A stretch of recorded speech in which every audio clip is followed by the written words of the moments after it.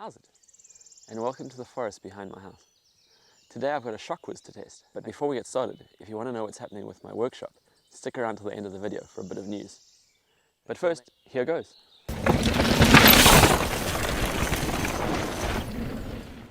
So I've got a ShockWiz to test.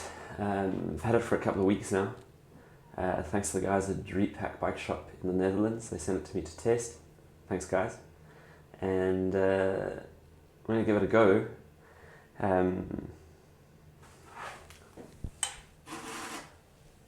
It's early and my brain doesn't work yet. The ShockWiz. I've done a test run or a day of riding with it on the Shock so far. Gathered information from the Shock, screen captured that. Still working my way through the app, but it's pretty intuitive. It's straightforward. So now we're going to attach it to the fork and then give it a bit of a test ride and see what information I can glean from the fork. So let me just give you a bit of a rundown. The ShockWiz is a electronic device that attaches to a shock or fork. It only works with an air shock or fork. It doesn't work with a coil spring shock, so if you got one of these, you're out of luck. It basically takes data from the air pressure happening within the shock and it figures out things that you can do to improve your setup. I have to admit that from the data that it gave me from the Shock, I kind of knew what it was going to tell me anyway, and I'll show you in the screen captures. There's basically things that I can't do on the Shock. It's a RockShox Deluxe Select, and it has no compression or major rebound adjustments that I can do. I can do the main rebound, and I can set air pressure, and that's it. So there's not much that I can really do there, but obviously I can get an idea of what needs to happen. I can mess around with the air a little bit and see how that helps. And I did put a little bit more air into the Shock.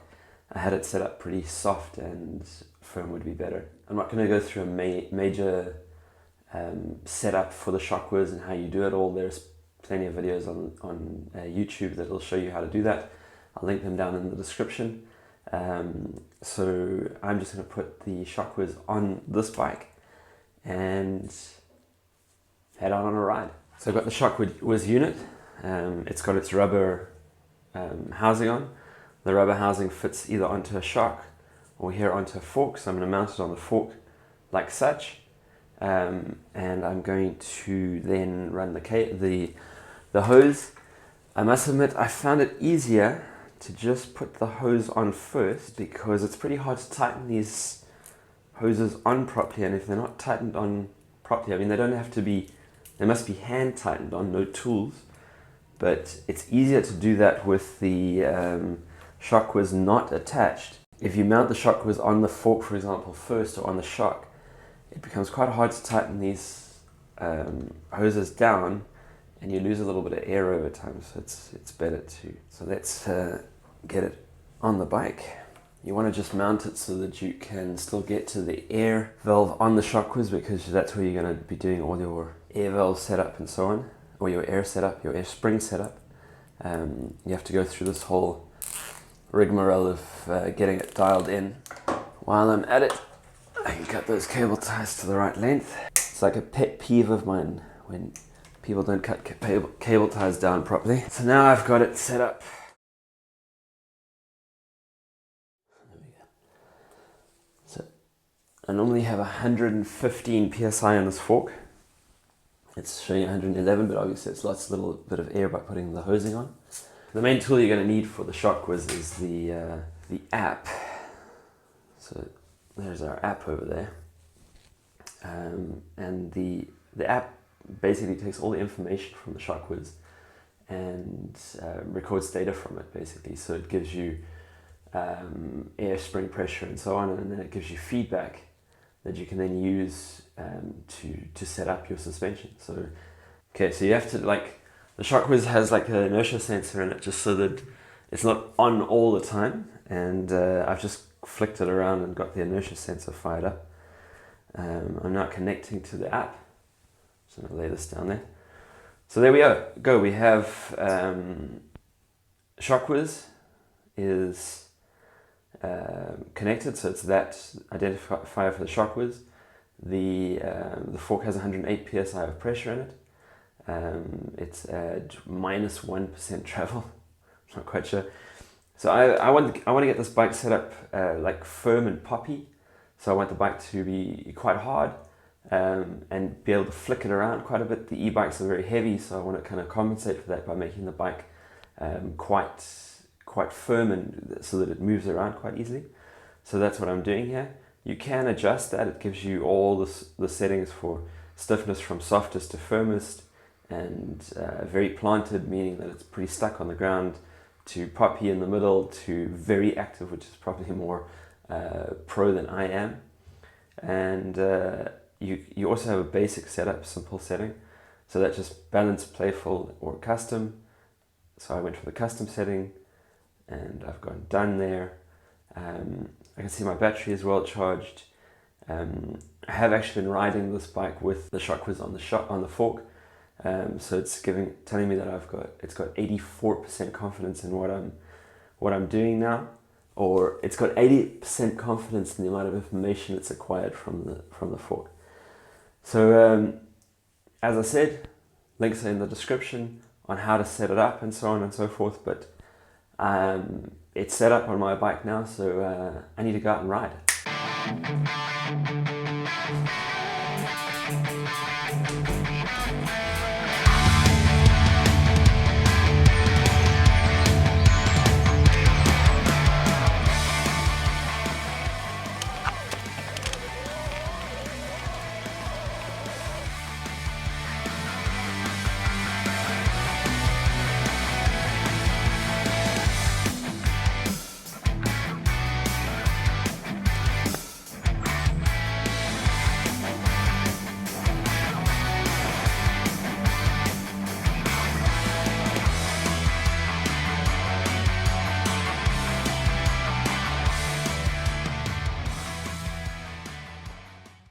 So, my thoughts on the ShockWiz.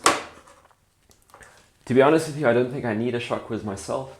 As I've said before, a really good mechanic. I've worked in the industry for long enough that I know how to set up my suspension without needing an electronic device to tell me how to do it. What having this device has done for me is it's just clarified that. It's given me the opportunity to realize that I am pretty good with setting up my suspension. I know what I'm doing. But it is always really cool to play with new tech. So it's given me the opportunity to try something new, and it's a really cool device. It works. What I could recommend to people is, if you don't have the time to set up or to learn how to set up suspension perfectly on your own, and you've got the money, it's a really great tool to have in your toolbox. It basically tells you what to do. It gives you a lot of feedback. It's basically a bit of a game of getting the perfect bike setup. It would be cool to have two, but at €300 a piece, that's pretty heavy.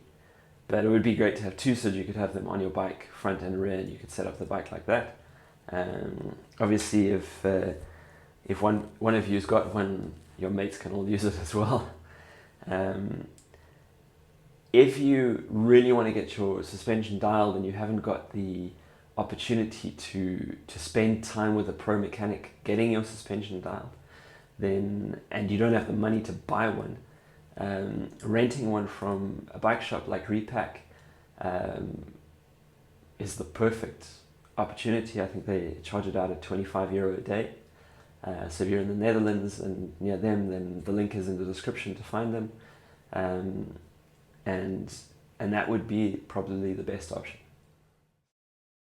So yeah, you might have been wondering while watching this video what happened to the sweet workshop that I had in my basement.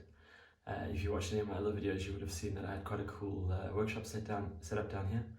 Nice space to work in. It was a little bit tight. So the news is we're moving to Boordenwerder, to a house, and in that house is quite a big basement where I'll be able to set up a really nice workshop with a bit more space. So looking forward to that. I hope you're looking forward to that. I'll probably one of the next videos in the future will be the build of that workshop. I've got some cool ideas for it, and for those of you that are worried about Bike Park Hanenklei, I'll still be working there. Just be living in a new place, but still working in Hanenklei. So yeah, if you like this video, please please click like, please consider subscribing, and until next time, cheers.